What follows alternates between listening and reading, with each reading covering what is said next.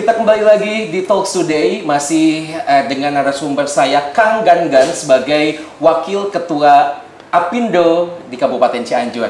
Kang Gangan, ya tadi perihal UMKM yang sudah dijelaskan oleh Kang Gangan. Kira-kira si UMKM ini sudah mendapatkan atau misalkan ada sertifikasi khusus dan lain-lainnya? Oh iya, jadi mengenai sertifikasi ini jadi hari ini kita memang sedang fokus untuk lembaga sertifikasi khusus teman-teman HRD atau supervisor ataupun yang lainnya. Karena seperti yang tadi saya sampaikan di awal, besar harapan saya di Cianjur ini punya sebuah kawasan industri. Nah, artinya maka penting bagi saya adalah hari ini teman-teman di HRD, supervisor, leader, manajer yang lainnya supaya mempunyai sertifikasi agar ini menjadi nilai tawar, daya tarik untuk investor masuk. Jadi ketika misalkan investor mau masuk itu, kita tahu kan bahwa nih di Cianjur ini sudah ada lembaga sertifikasi. Para pekerjanya sudah terlatih, mereka sudah tersertifikasi, kompeten semuanya sudah ini. Jadi apalagi yang kurang kan seperti itu. Dan di satu sisi setidaknya ketika teman-teman pekerja ini sudah tersertifikasi, mereka punya nilai jual. Contoh misalkan hari ini banyak teman-teman pekerja yang mengeluh, aduh di Cianjur UMK-nya kecil kan, cuma 2.900.000 kan gitu. Memang kita juga di Apindo menyadari lah kan gitu. Kalau misalkan dibanding dengan kota-kota yang lainnya kan gitu. Tapi ini kan bukan menjadi sebuah apa yang harus dikeluhkan. Justru ini harus menjadi motivasi kan gini Kang. Pengusaha juga sudah pasti saya rasa kan gitu. Ketika misalkan pekerjanya punya skill, pasti gajinya bisa lebih dari UMK. Saya misalkan punya skill nih, contoh misalkan skill saya di bidang mesin injection, ya kan. Nah, ketika saya punya skill di bidang injection, ya kalau saya mau bekerja di sini, saya punya skill di bidang injection, kemampuan saya begini. Berani gak gaji saya sekian kan gitu. Karena kalau tidak berani masih ada tempat lain yang mau. Nah, itu kan menjadi nilai bargainingnya. Nah, ini yang bahaya itu kan begini. Orang itu hari ini melamar kerja, mereka tidak punya skill, pas di interview minta gaji, minta 5 juta. Kita tanya, terus kemampuannya apa? Pengalamannya apa? Gak ada katanya. Bingung kan? Gitu. Jadi artinya inilah kedepannya salah satu program Apindo membangun sertifikasi, membangun pelatihan-pelatihan khususnya bagi para calon-calon tenaga kerja. Dan hari ini kita juga sering roadshow, datang ke sekolah-sekolah SMK, kita diskusi dengan para gurunya, siswa-siswa juga agar harapannya ke depannya para sekolah-sekolah ini khususnya yang SMK itu selain mereka pendidikan formalnya ada ekstrakurikuler. Ekstrakurikuler yang berhubungan dengan dunia industri. Betul. Seperti itu. Untuk kesiapan mereka menuju ke ke karir yang berikutnya mungkin Betul. Sudah dimulai dari kapan Pak sih pendekatan dari Apindo ke sekolah-sekolah? Ini sudah berjalan sekitar 2 tahun yang lalu. Gitu. Kita misalkan contoh saya datang ke SMK Negeri Cianjur, SMK Cikalong, Cipanas, dan SMK-SMK yang lainnya. Banyak sebenarnya SMK-SMK yang sudah kita samperin, kita temuin dan diskusi mengenai agar nyambung antara dunia pendidikan dan dengan dunia industri, khususnya yang SMK ya. Betul. Ini responnya gimana Pak? Alhamdulillah responnya bagus dan mungkin tanggal 8 kalau nggak salah tanggal 8 itu saya diundang juga ke sekolah SMK untuk jadi narasumber mengenai dunia industri ini seperti apa dan memberikan motivasi lah kepada siswa-siswa yang sebentar lagi akan menyelesaikan studinya. Oke, jadi intinya adalah Apindo ini tidak hanya tok melulu memang dengan UMKM, misalkan dengan di internal, juga Kang Ganda sudah menjelaskan kalau Apindo ini sudah masuk ke ranah pendidikan atau ranah sekolah untuk menyiapkan bagaimana si siswa-siswi nanti ketika sudah keluar dari sekolah punya bekal, punya amunisi khusus untuk bisa masuk ke industri atau dunia pekerjaan seperti betul, itu Kang Gangan ya. Nah, tadi berbicara tentang pekerja lah, buruh lah dan juga yang lainnya. Ini beberapa hari yang lalu kita sama-sama ketahui ini tanggal 1 Mei Kang Gangan 2024 yang lalu. Ini sebagai Hari Buruh Nasional ya. Kira-kira nih bagaimana Apindo Cianjur ini bisa menciptakan hubungan industrial yang harmonis antara pengusaha dengan buruh? Apakah terkonektivitas juga kah? Misalkan ada pendekatan khusus setiap bulan, setiap tahun, adakah ada acara khusus yang diselenggarakan misalkan untuk bisa saling mengenal satu sama lain. Siap. Jadi memang sudah difasilitasi juga oleh pemerintah hari ini, dan saya sangat berterima kasih khususnya kepada pemerintahan Cianjur yang sudah memfasilitasi Apindo dengan teman-teman pekerja. Jadi ada namanya LKS Tripartit.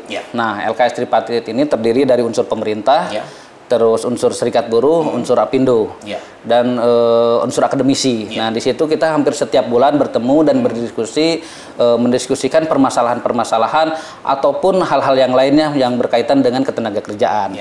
Nah, kaitannya dengan May Day kemarin, alhamdulillah kita bekerja sama dengan pemerintah. Itu kita mengadakan acara memperingati Hari May Day itu di Pendopo. Kita ada bagi-bagi sembako khusus untuk para pekerja yang baik anggota serikat pekerja ataupun non serikat pekerja. Di Cianjur alhamdulillah kita sudah terbangun hubungan industrial yang harmonis, dinamis, dan berkeadilan. Nah, itu bisa dilihat contoh misalkan kemarin tanggal 1 Mei, kalau di kota-kota lain misalkan teman-teman buruh itu turun ke jalan berdemonstrasi, kalau di Cianjur tidak ada, Kang. Kan gitu. Di Cianjur tidak ada, kita ketemu, ngobrol, diskusi, selesai itu kita makan-makan. Nah, bahkan saya dengan beberapa teman-teman serikat pekerja, saya sampaikan ke mereka hari ini berbicara kesejahteraan buruh itu tidak semuanya harus dalam bentuk uang, dalam bentuk gaji. Artinya begini, justru teman-teman serikat pekerja ini bagaimana kita mengarahkan agar mereka juga bisa membangun sebuah ekonomi mandiri. Kan begitu, karena mereka hari ini turun ke jalan meminta gaji yang tinggi dan sebagainya, panas-panasan. Pada prinsipnya saya sangat mendukung perjuangan mereka, kan gitu, karena yang mereka perjuangkan itu kan untuk kesejahteraan para buruh dan keluarganya. Itu sangat bagus, kan gitu. Tapi selama itu sesuai dengan regulasi-regulasi yang ada, aturan-aturan yang ada, kan gitu. Itu satu. Nah, yang kedua, kalau saya di Apindo, kita berbicara bagaimana mensejahterakan buruh itu bukan hanya sebatas ngomong-ngomong saja, kan gitu. Tapi hari ini saya berpraktek. Saya ketemu dengan salah satu teman serikat pekerja di sebuah perusahaan elektronik atau yang di Garmen. Saya sampaikan, yuk kita sama-sama bangun usaha ekonomi mandiri. Kalian ini punya anggota sekian ratus. Ini ada yang punya anggota sekian ribu. Teman-teman anggota kalian ini kan pasti setiap bulan itu membeli sembako ataupun yang lainnya. Saya fasilitasi, saya bilang gitu kan, sembakonya tidak apa-apa, ngutang juga nggak apa-apa dari saya, kan gitu. Nah, sok saya di modalan, kan gitu. Saya di modalan, sok arusaha diajar. Jadi tong ngandalkan gaji wae. Nah, betul. Dari terus-terusan kita hanya mengandalkan gaji, kan gitu. Mau sampai kapan? Karena saya yakin hampir semuanya, termasuk HRD juga sama kan gitu. Saya di HRD nih. Saya gaji misalkan contoh lah sekian, kan gitu. Tetap, Kang. Oh, siap. Nanti ikut lagi. Pengen tahu aja nih. Nah, jadi contoh gini, hampir semuanya, Kang, seberapa pendapatan kita, contoh saya gajian misalkan setiap tanggal 5. Tanggal 10 udah koma, Kang. Kalau hanya mengandalkan gaji, dan itu hampir semuanya rata-rata seperti itu. Nah, artinya supaya kita bisa bertahan hidup dan survive seperti itu, tidak hanya harus mengandalkan gaji. Kalau mengandalkan gaji terus ya sudah selesai. Betul. Pasti ujung-ujung demo terus nah, artinya yuk kita sama-sama bangun ekonomi mandiri. Mulai dari sekarang mumpung masih bekerja. Hari ini kita masih bekerja, bisa mendapatkan upah, masih sehat. Nah, selama bekerja itu kita belajar membangun ekonomi keluarga. Karena apa? Kalian ini tidak akan selamanya bekerja. Pasti suatu saat akan masuk masa pensiun. Nah, begitu. Jadi ketika misalkan hari ini sudah dikonsep ekonomi mandiri keluarganya, setelah selesai pensiun, usahanya sudah jalan, sudah aman. Betul. Intinya mungkin orang Sunda bilang tuh digolangkan ya. Digolangkan. Supaya memang si keuangan ini bisa perputarannya terus berlanjut setiap bulannya. Jadi tidak habis di tanggal 5 katakan Gan tadi, tapi nggak bakal mungkin dia kan bisa uang kayaknya. Sama aja kan.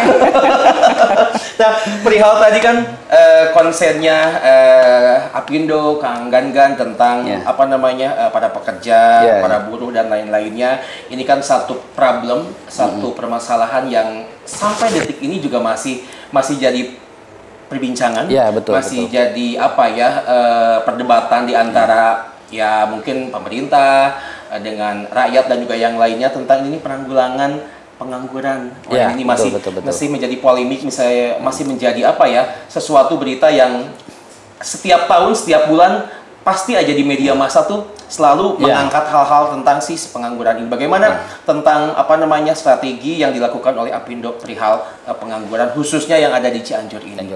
Ya, sebenarnya kalau kita di Apindo sih terkait melihat jumlah pengangguran yang ada di Kabupaten Cianjur inilah ya. Kita sudah beberapa kali melakukan job fair. Ya. Oh ya. Nah, ya melakukan job fair di tahun 2003 aja kalau tidak salah itu sudah ada 2 kali job fair. Artinya bekerja sama antara Apindo dengan pemerintah. Di luar itu kita juga bekerja sama dengan sekolah-sekolah SMK-SMK tadi. Jadi job fair mandiri. Nah, job fair mandiri itu sudah kita lakukan. Tapi memang kita mengakui bahwa tidak semaksimal dalam menyerap tenaga kerja karena antara jumlah perusahaan yang ada di Kabupaten Cianjur dengan jumlah lulusan sekolah setiap tahun ini kan nggak seimbang. Iya. Nah, nggak seimbang, ya kan makanya ini menjadi PR kita bersama sebenarnya, bukan hanya PR Apindo saja, bukan hanya PR pemerintah saja, tapi ini menjadi sebuah PR seluruh masyarakat Kabupaten Cianjur. Nah, artinya ketika misalkan saya hari ini ketika kunjungan ke nasional ataupun kunjungan ke daerah-daerah, saya selalu menyampaikan, yuk kita investasi di Cianjur. Mengajak para pengusaha-pengusaha untuk berinvestasi di Cianjur. Yuk kita investasi di Cianjur. Di Cianjur ini aman, kondusif, dengan teman-teman serikat pekerja juga kita sudah terbangun hubungan industrial yang harmonis, dinamis dan berkeadilan. Masyarakatnya juga baik-baik, tidak neko-neko, apalagi kota santri kan kayak gitu. Kota santri. Nah, ini yang selalu sampaikan, artinya sebesar harapan saya adalah ketika nanti misalkan saya bisa menarik investor masuk ke Cianjur, ya ini juga mohon dukungannya dari masyarakat. Karena harapan saya ketika ada industri ini, yaitu tadi masyarakat Cianjur teh jangan sampai bekerja ke luar negeri. Betul, tetap ya kan, gitu. Sana saya merasakan, Kang, ya, saya punya orang tua. Orang tua saya itu pernah berangkat ke Arab Saudi. Dia sampai pernah saya agak sedih tuh kalau lihat itu kan, namanya disiksa, penuh jadi dunungan kan gitunya. Sampai biru-biru, waktu itu kan kirim video, foto kan kayak gitu. Dapat perlakuan yang kurang baik ya? Kurang baik lah ya kan gitu, sampai mukanya biru gimana kan gitu. Saya sedih sekali kan kayak gitu melihat orang tua waktu itu di Arab, dia sampai ya banyak lukanya lah kan kayak gitu. Berjuang buat juang dari situ saya berpikir, saya nggak bisa seperti ini terus kan kayak gitu.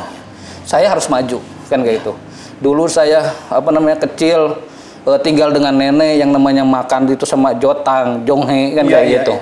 Nah, dari situ saya berpikir saya harus maju, saya harus sukses, saya harus bisa membahagiakan orang tua saya. Itulah sebenarnya yang memotivasi saya hari ini.